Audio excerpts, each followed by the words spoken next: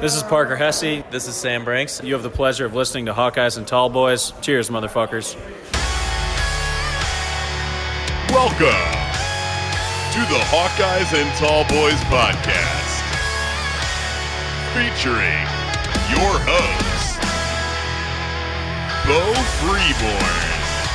It all comes down to execution. It's about the X's and the O's, not the Jimmys and the Joes. Come on. Dylan Pond. Well, of course. I mean, there's nothing better than being an American. So, I mean, this is the greatest feeling in the world. If you don't love it, leave it. USA #1. And Rob Wall. The defense is an absolute vibe this year, and I'm along for the ride. So crack a tall boy and go Hawks. Welcome into the first episode of our new season of Hawkeyes and Tallboys. I'm Rob. I'm Dylan. And I'm Beau. Cheers, guys. Cheers, fellas. Awesome job. That's a little sneak preview of our new intro. We finally got around to switching it up, giving you a new, fresh look at the Hawkeyes and Tallboys. And today, guys, we got a great episode. Obviously, I'm joined by our two co-hosts here, Beau Freeborn and Dylan Pond. How are we doing tonight, guys? Hey, loving it, baby. Can't wait to talk about the Hawks. Oh, simply grand, man. It's game week.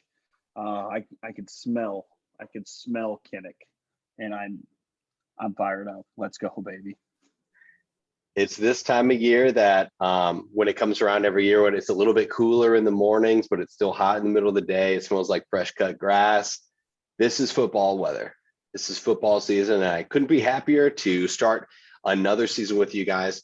And so this episode is just going to be a preview of what this new 2022-23 Iowa Hawkeye football team is going to look like. So we're here to break it all down for you. If you forgot how we ended this last year, we'll be able to go through all of that. We'll update you on players that we have returning. We'll go through the depth chart. We'll go through everything that you would want to know as a primer to get ready to tailgate and impress your friends with the knowledge that you gained by listening to our podcast. So we appreciate you coming by. As always, we would be remiss to not mention our unofficial sponsors, Natural Light, as well as Busch Light, and of course, Miller Light. All three of them are unofficial sponsors. And of course, you're listening to the unofficial University of Iowa football podcast as well. So I just want to get all of those disclaimers out of the way. But guys, looking back last year, 2021, coming off a 10-4 season, it was another season that, in my opinion, felt like a disappointment. I was disappointed at the end of the way we ended the last season. But it's still a double-digit win season for Kirk Ferentz. He is the eldest coach or the longest tenured coach in college football. Let's start there, guys. I'll go ahead and toss it off to Dylan here. What are your thoughts like as the way that our season ended last year? Yeah, obviously going 10-2 and in the regular season, we had a lot of high hopes going into that postseason, and then Michigan knocked us down a peg with that failed running back pass out to, was it Monty? Monty's outstretched arms in the goal line. That was right in my end zone that I was sitting into. So that was a huge bummer. And then going into Kentucky as well, obviously not getting it done there. But, as much as it sucks to say in the college football playoff era, bowl games don't really mean as much as they used to. So, yeah, I was bummed, but I got over it in about an hour, which, for me, that's very, very unusual. So, yeah, not the way they wanted to end it, but it's still a 10-win season. I mean, you compare that to the rest of the seasons in Kirk's tenure, and, I don't have it right in front of me, but I want to say he's done it 3 to 4 times in 26 years. So obviously still a very special thing. And,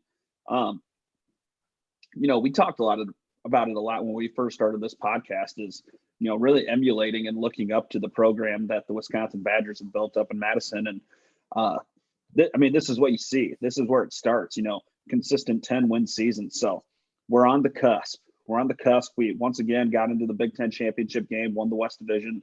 A little bit lucky in that final week, but they did what they had to do to get it done. Got to take that next step, and the next step is to bring a Big Ten championship back to Iowa City. What are your thoughts, Beau? Yeah, definitely. And one big thing I saw today on Twitter too is that Iowa has the most wins out of any Big Ten West team within the last 5 years. I think they're 24-14, better than Wisconsin too. So to say that we're building upon and winning a lot of games is obviously great. And obviously we lost that Citrus Bowl last year, but there's a lot of positives that came from it. And I know a lot of people are going to give us flack for it, but I think Petrus, he matured a little bit. I think this summer was big for him, and I think he's going to take a giant step this year. I think the O-line at the end of the year, especially that Citrus Bowl, came together as a cohesive unit and looks really good. And then the running back play, we saw the two-headed monster in LaShawn and Gavin Williams. I think that really jump-started their careers and have a lot of fans really excited for this upcoming season. Along with that, the defense is going to be stout with a total of 16 players coming back this year. So, something to build off of, and really excited for this year after, the 2021 campaign. Absolutely. I couldn't have said it better myself. And honestly, just looking back at where we've come from, guys, we were 2020 was the COVID shortened year. We were 6-2. That team felt like a 10-win team. That team, the way that they were playing towards the end of the year last year, I was thinking that I don't know if there's a lot of teams that can handle the way that they're playing. Then you go into last year, and I felt like we kept that momentum going, kind of lost it towards the end of the year. It all culminated. It seemed to culminate at its peak at Penn State at home when we had that win, and we were like number 2 in the nation, I think, for a while. So it's been a wild ride. It certainly is a wild ride every year, seems like, for Hawkeye fans. But this one, we've kind of had a journey up into this point, and so this is a big kind of prove it year for Spencer Petras, and really looking forward to seeing what he's got in the tank and what he's got to prove. I think he's got a lot to prove to show us, and that kind of brings us straight into the 16 starters that we have returning, him being one of them, obviously. Yeah, I think the biggest thing too is going to have to replace Tyler Linderbaum, right? They moved Logan Jones over. I think he's going to do really well, really good job there. But not only him, but now that both freshman receivers had a full season to get some time underneath their belts, obviously the two-headed monster at sophomore running backs, then obviously the defensive depth is obviously good. A lot of people will probably look at this Iowa team and say, hey, Gary Barta did his thing in making Iowa's schedule extremely easy the last couple of years, avoiding Ohio State and Michigan State for the most part too. What's exciting about this, Rob, you had just mentioned it, is that this is a prove year not only for Spencer Petras, but also for the team, knowing that they have to go against the likes of Michigan, Ohio State, Minnesota, who's going to be good again this year, and of course Wisconsin too. Absolutely. I just pulled up our depth chart, kind of showing it on the screen. I don't know if you guys can see that, but yeah, so we do have a young crop of receivers that you mentioned, and also running backs, which would be interesting. Almost all of our skill positions are going to be kind of younger players, and so it'll be interesting to see their rapport with Spencer Petras on the offensive side of the ball, and the same goes for the offensive line.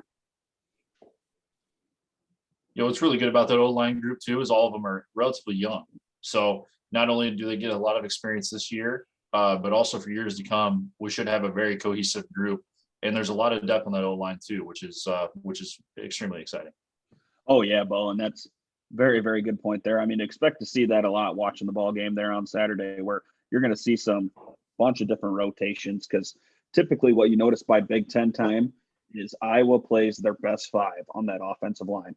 It doesn't matter if you got, if Logan Jones ends up being the best left tackle on the team, or one of the best five, they're going to throw him in there. Same thing, Tyler Ellsbury, he's listed at that left guard spot. If they find somebody else that's a little bit better at left guard, they might bump him over to center or to right guard. So, expect to see some fluctuation from drive to drive, especially throughout this non-conference slate, primarily this week. And as you said, Beau, that young talent there and that offensive line recruiting has really, really stepped up the past few years, and really excited to see some of these guys develop, primarily fan favorite, Mason Richmond, Hawkeyes and Tallboys favorite, Tyler Ellsbury. So excited to see them guys and what they got to show. And Logan Jones as well. As soon as the poor bastard, and they even gave him number 65 just to amplify it a little bit more. But, literally the Tyler Linderbaum's starter kit where, comes into Iowa City as a defensive lineman and gets moved over to the offensive side of the ball. So, yeah, no pressure there. Just, got to become a first-round draft pick now. Not a big deal.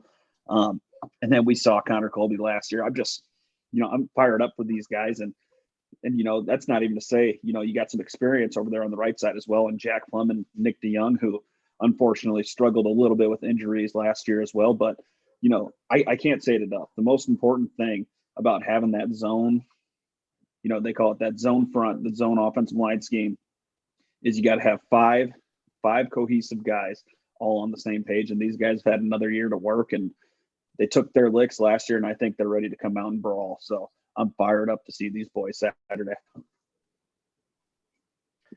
Absolutely, you guys. And another name on there that I think is poised to have an excellent year is senior tight end Sam Laporta. He had some pretty big catches, if you remember, on some clutch, situations, third down conversions, which we are historically not very good in that category this last year. And so hoping that if, we can utilize his talent, he had a few excellent catches, great concentration. He's a big body. He's a red zone threat target. So that's somebody to look forward to as well. I'll go ahead and pull away from that graphic here as we keep it moving. So I think it's time to kind of go through our defense and look at where we're at. And we do have a lot of returning starters on defense. And I said it in the intro, but this defense is basically the core group of a defense last year that was top 10 in all of college football. And they look like top 2 or 3 at times in the way that they could just sort of put the clamps down. It's like, Dylan, you always say that bend but don't break defense, and a huge addition was the return of Riley Moss this year.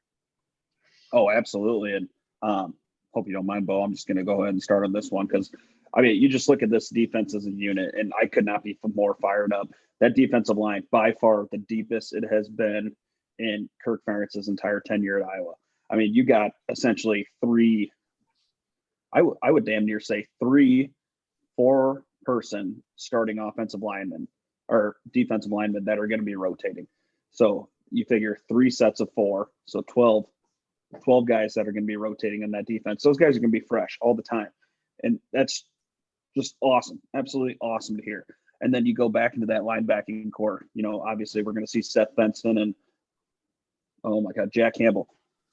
Seth Benson, Jack Campbell, first team, preseason All-American, and then Seth Benson, honorable mention right now as well. And then you look at another ridiculously talented linebacker in Justin Jacobs. By far the best linebacking core in America, and I will fight anybody to the death on that. So I'll go ahead and back that up with the Phil Parker secondary. It just can't be beat. So the level of excitement, the expectations I have for this defense are completely ridiculously unfair to those guys.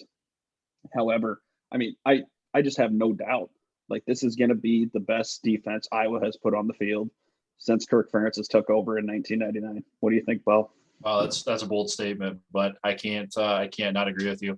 Building on what you said, Rob, having Riley Moss come back is absolutely huge for that secondary, and that's another position too that is extremely deep. we know that Scary Terry Roberts is going to be starting this week, but we know that next week, hopefully Jamari Harris can come back, after having to sit out a game. But think about that too. We have so many corners, and then obviously Kayvon Merriweather started too. This will be his third year starting, which is crazy to think. And then Quinn Schulte over at free safety. Here we are, another white Iowa walk-on playing that free safety spot, manning the signal calling out there too. So what's really exciting too is Cooper DeJean. They're trying to find him a spot. Don't know if he's going to play safety, corner, or cash, but listed as the starter at cash, who's going to be going back and forth between him and Justin Jacobs. So it'll be exciting to see what they do with Cooper DeJean, because he's a player and he needs to be on the field, whether that be on the offensive side, defensive side, or even in the return game. Oh, all of the above. I mean, he was, Mr. Iowa football for a reason. The kid's a stud. He's going to see the field. It sucks when you have two ridiculously talented guys in that Cash and Leo spot. So obviously, for those of you that don't know, Leo is when the Hawkeyes have three linebackers on the field. They want to have Justin Jacobs out there because, not only does he have the linebacking ability, but he has excellent coverage skills as well. And then when they move back into that Cash and add a D-back, that's when they're bringing in Cooper DeJean. So expect him to rotate in a ton as well. You might see him at, I know what I heard, he's a backup cornerback right now as well. And, heard he's even played a little bit in that safety spot as well. Subbing in for subbing in for Reggie Bracey at times. So, again, can you tell I'm fired up? You just look at that depth chart and I look at those backup D linemen, Ethan Herkett before he got hurt, absolute stud. Lucas Van Ness, just a D end on skates. He's just a freak. Deontay Craig, another 4-star guy coming in out of Indiana. Love to see it. And then Logan Clem. Oh, I'm already getting in the linebackers. I'm just that fired up. So just stupid deep D line. I remember last year, if longtime listeners remember back, you were telling us about Yahya Black and how good he is and how big of a body he is. And for an interior sort of D tackle in a spot there. And so I think this is like one of those squads where we'll be able to see people rotating in and out, similar to the way that they had AJ Epinesa coming in on third downs, and he had all those sacks that year. So it's like, this is a group that you can kind of mix and match based on the type of formations and things that they are seeing, which keeps them fresh. And I think it's excellent. Oh, absolutely. Absolutely. Anything else? I mean, we'll be able to talk about this defense pretty much all season, but this is a nice little preview for you. I will point out, 2 years ago, we had a show where we all decided that we were going to pick one of our breakout stars on the defense. And my pick was sophomore at the time, Kayvon Merriweather. And there he is, found a starting role as a redshirt senior this year, and as a strong safety, hoping that he has a breakout year. So he's just a personal favorite of mine. What do you guys think if you were going to pick out a standout star of this group? I'll echo that. I like that pick. I think last year I picked this guy. I'm going to pick him again this year too. Is Noah Shannon. I thought he was really going to have a big year last year. Honestly, I think he did. I think he did a lot of his job, but I think this year we're going to see a lot more sacks and a lot more tackles, which will be really exciting for him. So I'm going to go with Shanzo there, number 99 D tackle. Nice. Oh yeah, looking at this, you can go back and forth. I mean, this defense is just filled with studs. Like, again, I have not seen this talent level on an Iowa Hawkeyes defense in forever. And I don't mean individual talent necessarily, because obviously, yeah, you can throw Chad Greenway, you can throw Abdul Hodge, you can throw a lot of people in my face, sure. But my breakout star for this year is going to be redshirt junior, Leo linebacker Justin Jacobs. I think this young man is going to have a phenomenal year and play himself into early exit draft consideration. So there's my bold take. The Hawkeyes are going to have to replace 3 linebackers next year because Justin Jacobs will leave early and go play in the NFL. Wow. That's a bold take. It's a hot take. I like it. I think Justin Jacobs is fast for a linebacker. I feel like his Madden speed would be like 87 For a linebacker, that's really good. Those of you who don't play Madden. So it's excellent. Guys, we can move on. We'll just look at special teams because wouldn't be complete of the depth chart if we don't. We don't have to spend a ton of time here, but I will go ahead and show you what that looks like here. Obviously, there's a couple familiar names that you'll be able to see on there. Our boy, Tory Taylor, punting is winning. You can find that merchandise available at all your local Hawkeyes shops. But excellent punter, guys. You can see the punt returners, kick returners. Anything stand out to you here? Yeah, so what's really cool is that Aaron Blom is a redshirt sophomore out of Oskaloosa, Iowa. Drew Stevens is coming in as a true freshman. Didn't really have a good spring at the kicking game, but really came into it the last couple of weeks. I don't think from the reports that we've heard from inside the house, they haven't missed a kick in the last month and a half. So knock on wood for that, but it sounds like that kicking battle is going to be really cool, really good. And Aaron Blom, it sounds like, has the nod as of yet. What's interesting about the punt return and kick return is they haven't technically said anything on who exactly is going to do it. They had Riley Moss back there fielding punts the last couple of weeks.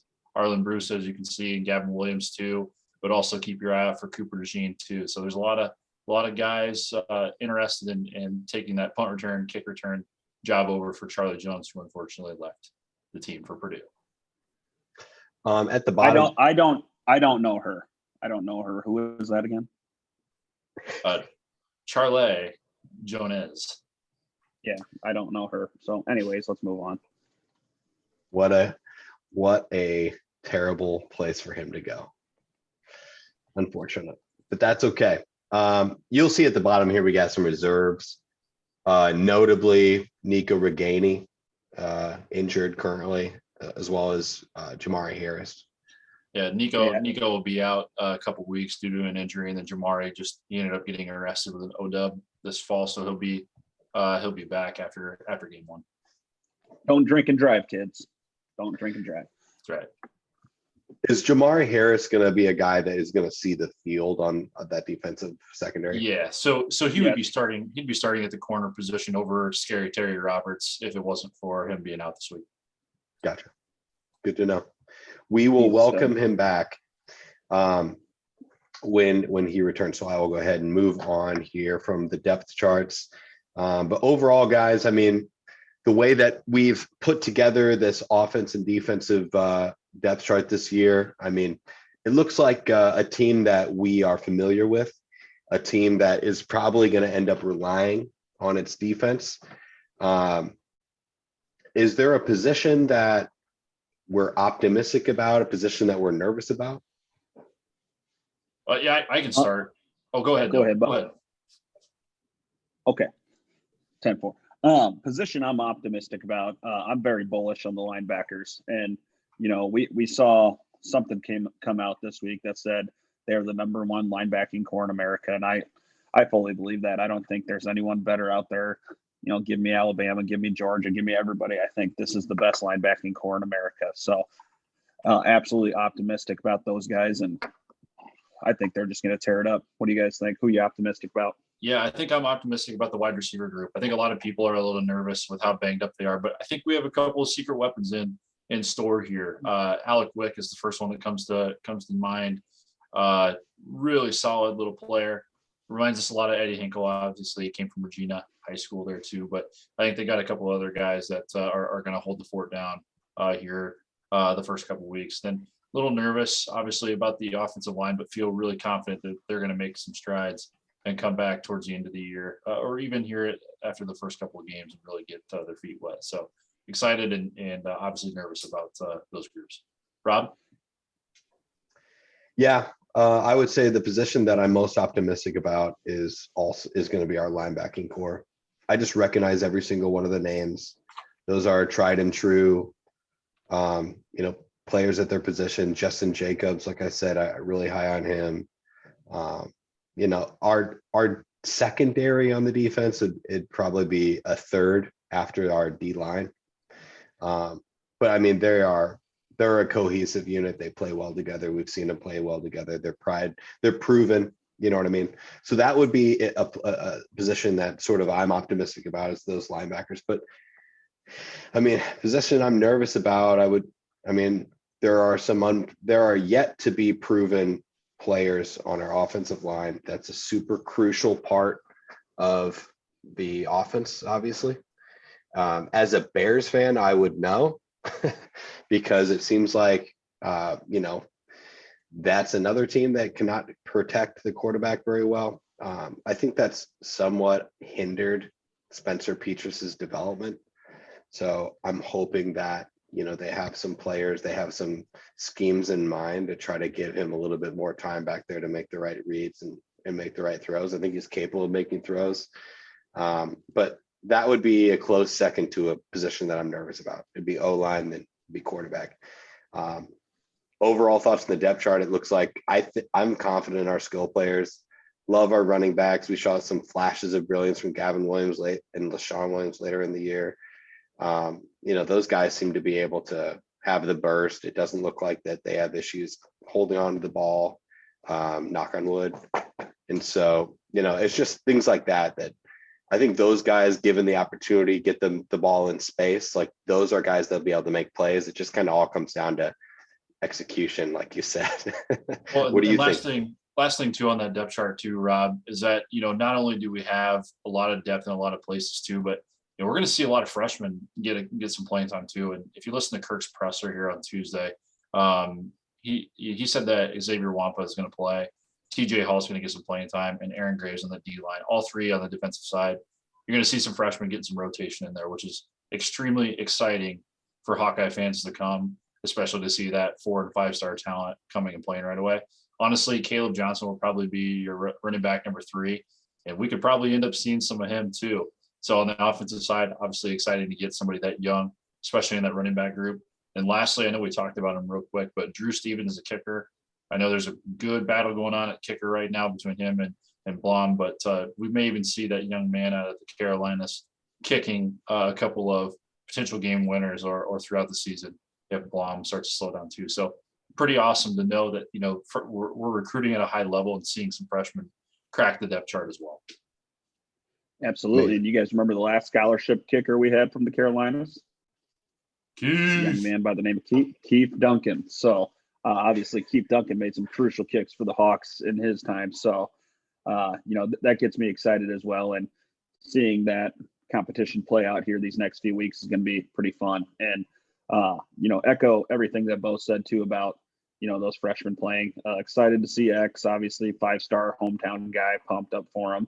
Aaron Graves, another All-American 4-star guy out of Western Iowa, multi-sport athlete, that crazy bastard. I still remember him wrestling in the state tournament and playing state-based basketball like a day later. So crazy. And then Caleb Johnson, and one person that Beau forgot as well at the running back spot is old Jazz Patterson. So, he said we were going to see one or the other. I'm with Beau. I think we're going to see Caleb Young, but, Jazzy and Patterson is another one to look out for. He's kind of that thunder to Caleb Young's lightning back. So it reminds me of the old LaShawn Daniels and Akram Wadley days. So just fired up for the young guys, fired up for the veterans. I think, again, this is probably one of Kirk Ferentz's more talented teams that he's had since, 2002. And so that should get the fans excited. We got us a good ball team, but needs to come together. We're going to find out a whole hell of a lot more come Saturday.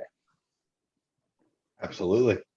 And before we get into that preview, which we will have a special South Dakota State preview for you, we will be able to. We actually have a sort of a reporter that San Diego State fan, Jackrabbit fan, will have joining us, help us break down that game for you. But before we get there, guys, want to put up this graphic so we can take a look at the schedule, kind of give our thoughts here. Obviously, this Saturday we'll be hosting San Diego State at Kinnick Stadium, 11 a.m. game. But you can see the rest of the schedule there. Obviously, this is the year Big Ten West is going to play I guess it'd be the Legends. The crossover games that we have into the other I can't remember the name of it is, but Yeah, the East, Big Ten East. yeah, Big Ten East, basically. Yeah. What do they call it? It was like legends and something else. Yeah, Leaders. they used to call it the Leaders. legends and the leaders. Yeah. Now we're just nice and easy about it, the West and the East. But yeah, I mean, looking at this schedule, obviously, even our FCS team that we have on the schedule for this upcoming Saturday and the Jackrabbits of South Dakota State, that's they're no slouch. They made the semifinals of the FCS playoffs last year, so a solid team. Unfortunately, they lose quite a bit of players as well. Nevada, Jay Norvell's, formerly Jay Norvell before he took the job at Colorado State, his Nevada Wolfpack, again, not another slouch team. Get the Iowa State Cyclones at home, and it's been a long time since we've seen them in Kinnick, thanks to that COVID year. So excited for that one. Should be a good game as well. Crossover games with Rutgers, Michigan, and Ohio State. That is absolutely brutal. I know Nebraska fans that are listening in are, probably like, F you guys haven't played Ohio State since 2017. Yeah. And look how that turned out for Ohio State. So I don't want to hear it. Fuck off. Yeah. And then getting that Michigan rematch at home, fired up for that one, baby. Let's go. Oh God, you get Wisconsin at home, you get Nebraska at home, travel up to Kinnick North in Minnesota. Oh, I love this schedule. I love it.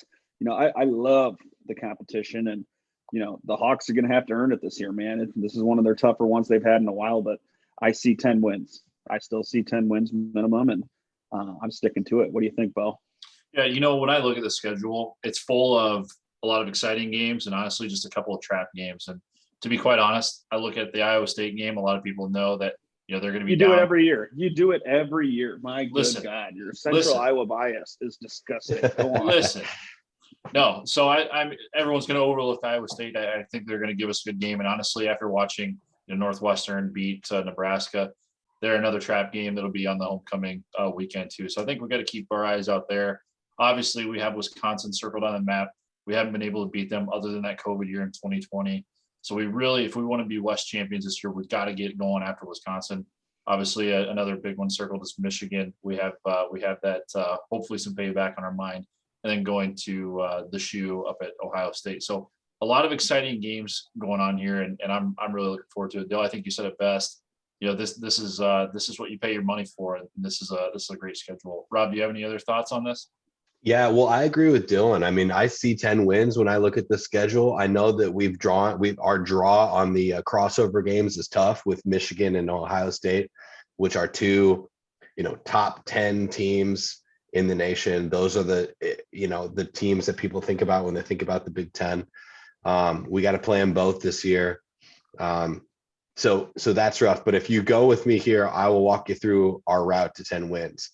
I see San Diego State as a win. South Dakota State. I see Iowa State. That's a rough start. I see Iowa State as a win. I see us winning, with Nevada at home. I see us basically 4-0 going into that Michigan game. I see, it doesn't matter that we have to travel to New York to play Rutgers. Easy peasy, that's a win. So we're 4-0 going to Michigan at home. I love that for us. This is a get back game for us. This is a game that's been probably circled on the schedule since the beginning of summer when workouts and spring ball happened. So, but let's count up. Let's not count Michigan as a win right now. Let's look at the other games, right?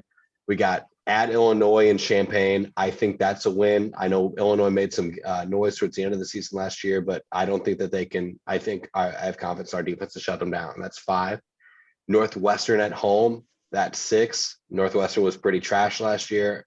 I don't see any big changes there. I say Nebraska and Minnesota, even though we're playing Minnesota, like Dylan said, at Kinnick North, we own them. They have a lot to prove. That's 8 wins right there. And then the teams that are left at Purdue, which has always given us trouble. I'd love to see that as a win. I can see us winning that game. I would pick us to win that game. Then the last 3 that are left, Iowa, Ohio State, and Wisconsin. Or Michigan, Ohio State, Wisconsin. We have Wisconsin and Michigan at home. 2 out of those 3 are at home. I say we win at least one of them.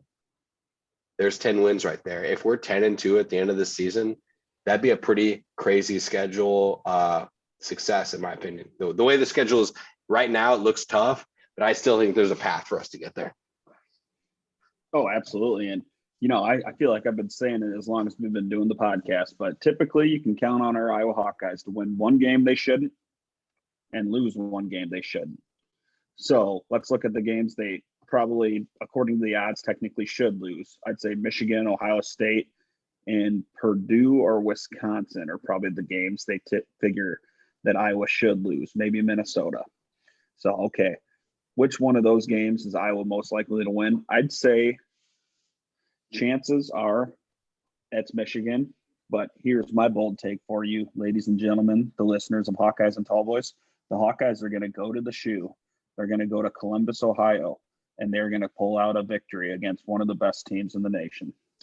There's my bold take for you, on the route to having a minimum of 10 wins this year.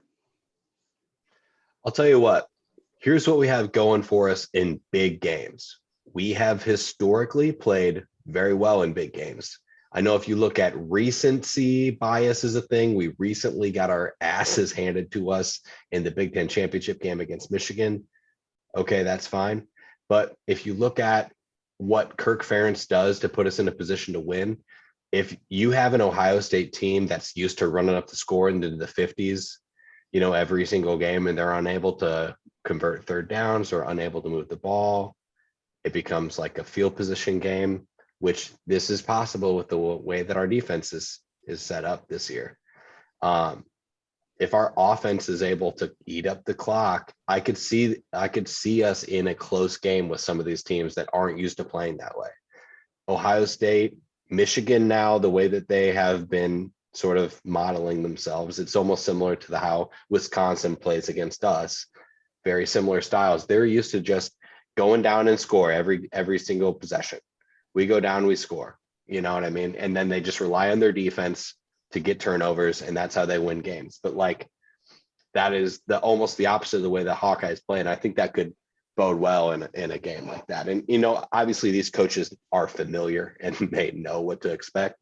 But at the same time, it's another thing to execute it, especially with players who haven't seen it before. And a lot of and there's another point to Ohio State and Michigan's detriment is that they have so many players that go to the NFL every year. This is going to be a fresh look on newer guys that maybe are not used to seeing the type of that being in that sort of position. When you say that, one thing that we haven't mentioned yet is that every Iowa home game is a sellout, and the crowd factor has got to play into that as well. I mean, look at that Penn State game last year. If you think Iowa's going to go to that Michigan game 4-0, you bet your sweet ass it's going to be a late afternoon or night game where good teams go to die. So you got to think that's going to be, a huge crowd factor, going into that game. If you get through there and you beat Illinois, you got a bye week, then you go to Columbus, Ohio, you can almost guarantee that's going to be a night game as well, and they're going to do their red out, which, again, really exciting for Iowa to play a night game, even at the shoe, and especially looking at the Wisconsin game in Nebraska, even in Northwestern home games. You got to think that the afternoons or early morning games are going to be packed. So got to bring the crowd factor into all that as well. Oh, absolutely. Absolutely. Don't know why my video went off there, but I'm back. No, I absolutely agree. And honestly, just thinking about it, guys, is starting to get me pumped up. I hope that people listening are starting to get pumped up as well. But yeah, 4-0, a 4-0 Hawkeye team hosting a revenge game of Michigan at home. I mean, that's going to be an atmosphere that I'm going to want to be a part of.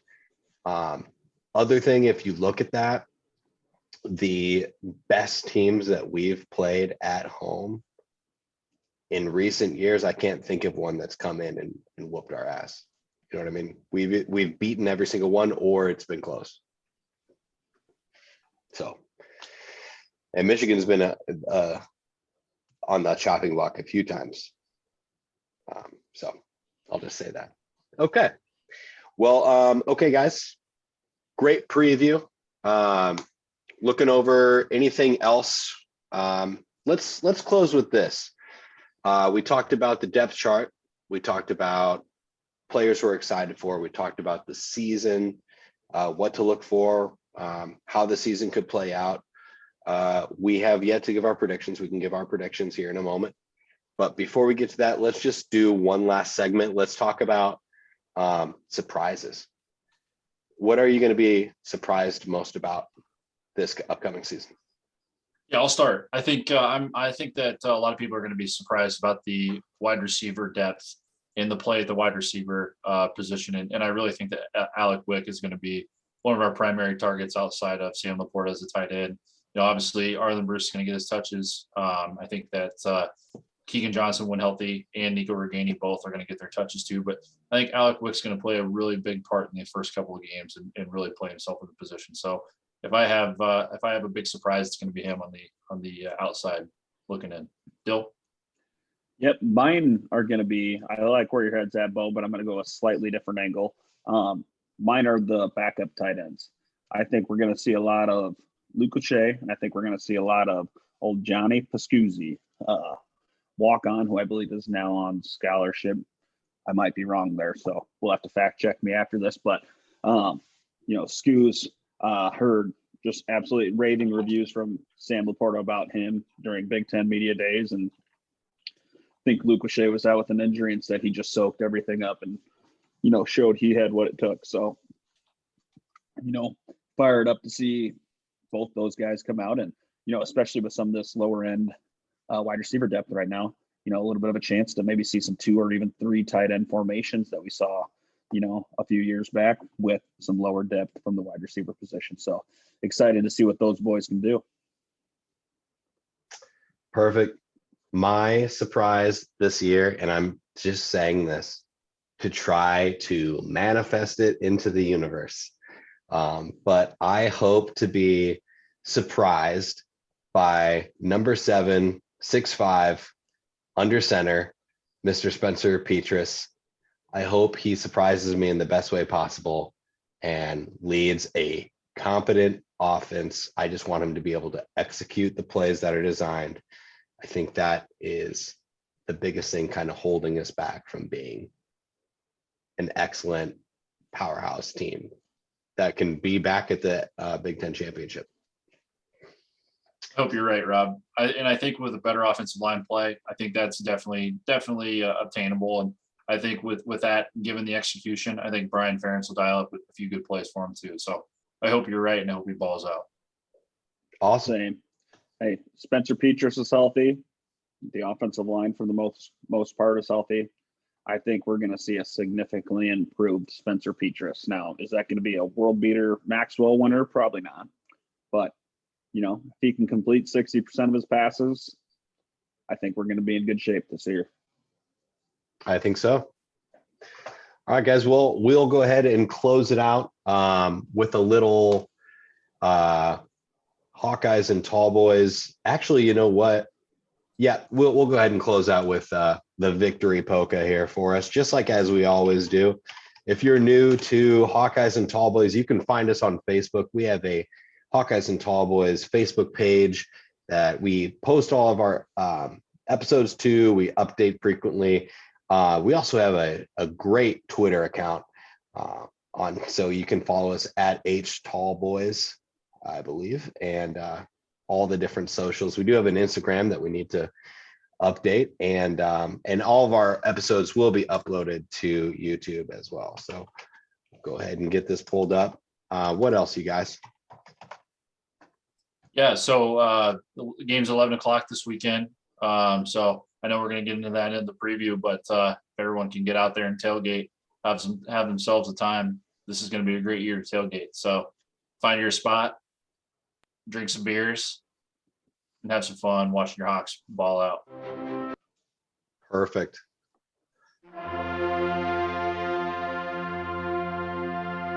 Go Hawks.